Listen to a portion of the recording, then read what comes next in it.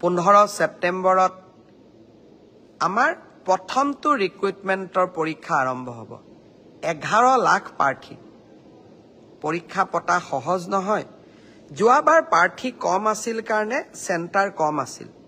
এইবাৰ সেন্টাৰো বহুত প্ৰত্যাহ্বানো বহুত কালিৰ পৰা আমি প্ৰস্তুতি কৰিম যাতে পৰীক্ষা সুন্দৰ কৰি হয় আৰু পৰীক্ষা আমি যাতে সফলতাৰে পাৰ কৰিব পাৰো পৰীক্ষাত নকল কৰা বা পৰীক্ষাত নিয়মৰ বাহিৰত গৈ যিসকলে কপি কৰে নকল কৰে তেওঁলোকৰ বিৰুদ্ধে আমাৰ চৰকাৰে এখন বিধানসভাত আইন প্ৰণয়ন কৰিছে ইয়াৰ ফলত পৰীক্ষাত নকল কৰা ব্যক্তিজনক গ্ৰেপ্তাৰ কৰাৰ উপৰিও তেওঁৰ ঘৰুৱা সম্পত্তিসমূহ চৰকাৰে অধিগ্ৰহণ কৰাৰ এক ডাঙৰ ক্লজ এই আইন কেইখনত আছে দুই এদিনৰ ভিতৰতে আমি এই আইনখনৰ বিষয়েও বহুল প্ৰচাৰ কৰিম মই আশা কৰিম মেধাৰ ভিত্তিত নিযুক্তি বহুতে কয় মোৰ মেৰিট আছে কাৰণে মই চাকৰি পালো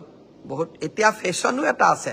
যে আমি বিজেপি কিয় ভোট দিব লাগে আমিতো মেৰিট আছে কাৰণে চাকৰি পালো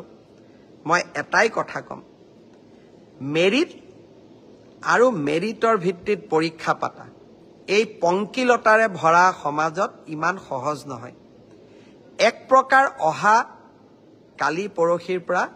আমাৰ অফিচাৰ সকলে ৰাতিয়ে দিনে কাম কৰিব লাগিব যাতে 15 সেপ্টেম্বৰৰ পৰীক্ষা নিকা হয়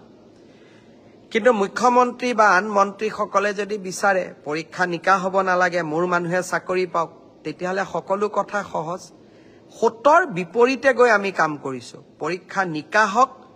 আমাৰ মানুহে পাওক না পাওক মেধাৰ ভিত্তিত চাকৰি হওক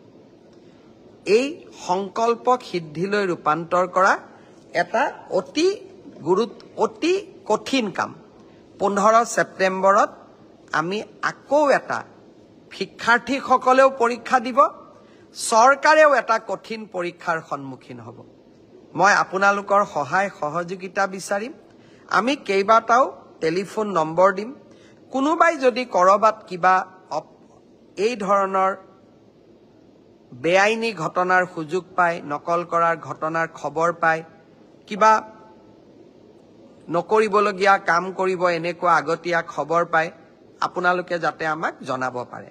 15 সেপ্টেম্বৰৰ পৰীক্ষাটো চৰকাৰে নহয় অসমবাসীয়ে লগ লাগি আমি সুন্দৰ কৰি পালন কৰিব লাগিব